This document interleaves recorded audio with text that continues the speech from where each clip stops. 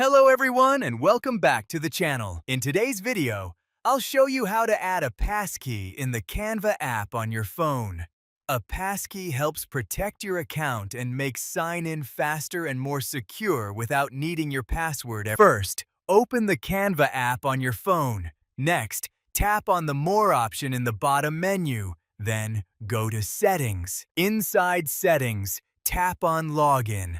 Then, look for the Passkey option and tap on Add to begin setting up your new passkey.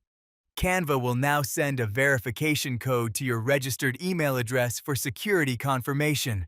Open your email inbox, copy the code you received, and return to the Canva app.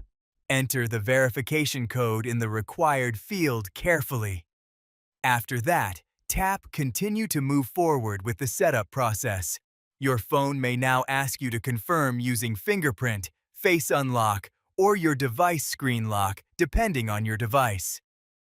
Thanks for watching.